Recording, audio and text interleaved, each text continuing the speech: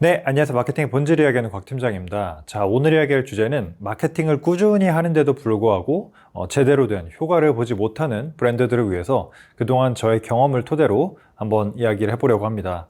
우리가 일반적으로 브랜드를 처음 창업을 해서 태동을 하게 되면요, 가장 먼저 하게 되는 일이 기본적인 판매 채널을 구축하고 판매 체력을 확보하는 일입니다. 일반적으로는 네이버 플러스 스토어, 그리고 쿠팡, 자사몰 이런 채널들로 이제 시작을 하게 되는데, 통상적으로는 네이버 플러스 스토어나 쿠팡을 중심으로 시작을 하게 되겠습니다. 처음에는 제품을 알리기 위해서 광고도 열심히 할 거고요. 그리고 네이버 블로거나 인플루언서를 섭외해서 협찬이라든지 콘텐츠도 만들 겁니다.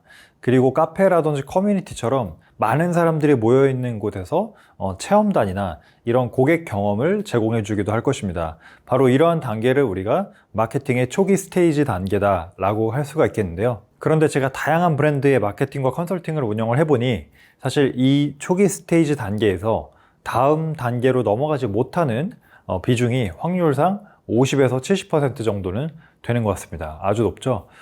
다음 단계로 넘어가지 못한다라는 뜻은 마케팅을 하면서 지속 가능한 매출이라든지 손익이 뒷받침되어 주지 못하기 때문에 마케팅 활동에 대한 이 비용을 감당하지 못하고 더 투자하지 못하는 것입니다. 자, 그렇다면 왜 그럴까요? 업종마다 품목마다 여러 이유들이 있겠지만 사실 의외로 제품이나 서비스 그 자체가 별로여서 안 되는 경우는 사실 생각보다 많지 않았습니다. 잘 안 되는 브랜드도 제품 하나만큼은 나름대로 좋은 경우들이 많았습니다.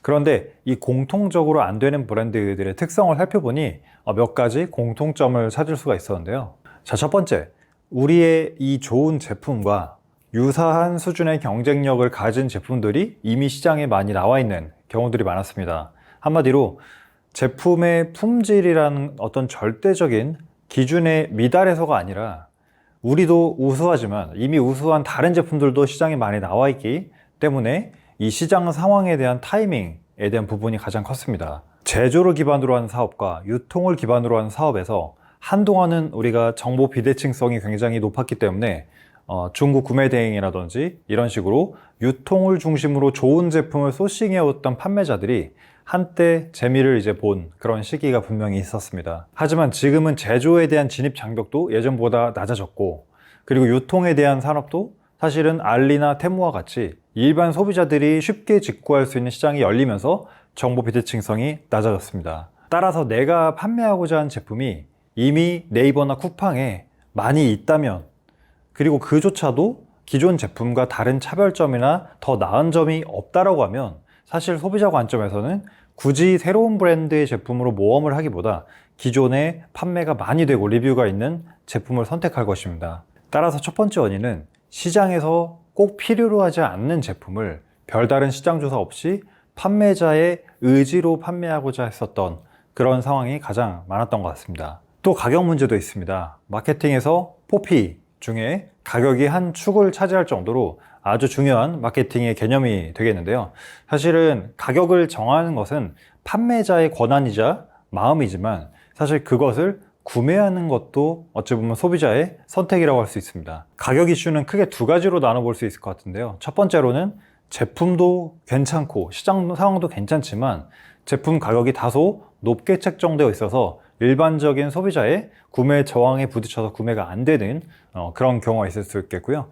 두 번째로는 가격이 기존 경쟁 제품과 거의 유사하거나 약간 저렴하지만 그로 인해서 사실은 가격이 저렴하기 때문에 마케팅에 쏟아붓는 비용만큼 그 비용이 회수되지 못해서 어찌 보면 손익 부분에서 사실은 좀 더 마이너스인 그런 상황이 될 수 있겠습니다. 따라서 단순히 가격이 비싸면 안 되고 싸야 되고 이런 개념이라기보다 사실은 우리가 마케팅 활동에 쏟아붓는 투자 비용을 고려해서 그것을 상쇄할 수 있는 가격대, 객단가의 제품을 선택하는 것도 상당히 중요하다라고 볼 수 있겠습니다.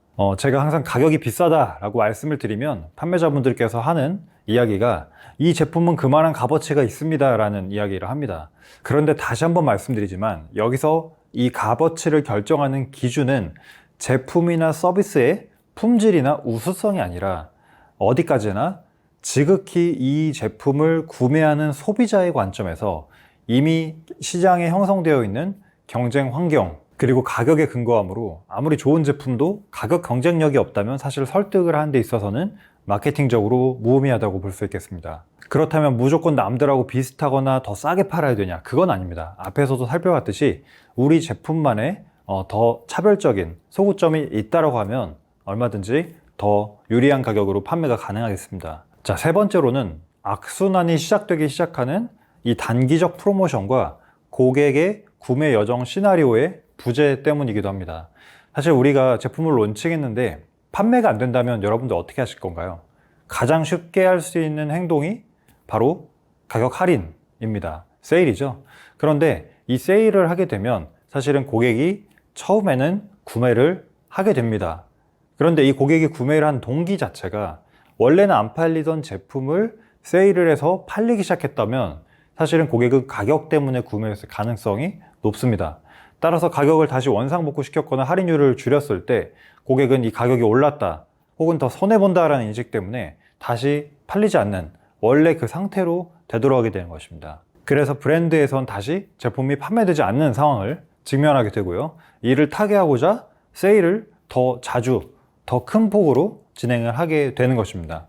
또한 어떻게 첫 구매가 일어난다고 하더라도 식품과 같이 어떤 주기적인 재구매가 없는 그런 업종 같은 경우에는 고객이 이 다음번에 우리 브랜드에 돌아와서 해야 할 액션이 뭔지, 뭐 동일한 제품을 재구매하는 건지 아니면 다른 제품에 대해서 우리가 경험하게 해주는 건지 혹은 첫 구매 이후에 두 번째, 세 번째로 구매할 만한 제품을 뭐 추천해서 유도를 하는 건지 이런 고객 시나리오에 대한 부재의 상태, 한마디로 전략의 부재가 가장 큰 마케팅의 길을 잃어버리는 원인이기도 합니다. 따라서 우리가 마케팅을 한다고 하면 보통 신규 고객을 대상으로 보통 생각을 하기 때문에 광고를 어떻게 돌리지, 상세 페이지 어떻게 만들지, 콘텐츠는 어떤 거 만들지 이런 전체적인 퍼널 구조에 주로 이제 신경을 많이 쓰게 됩니다. 그런데 첫 구매를 그렇게 했어요. 한 다음에 그러면 이 고객을 우리가 일회성으로 버릴 건 아니라는 겁니다. 그렇다고 하면은 이 다음번에 고객이 어떻게 돌아오게 하지? 돌아왔을 때 우리는 무슨 혜택이나 무슨 이야기를 할 수 있지?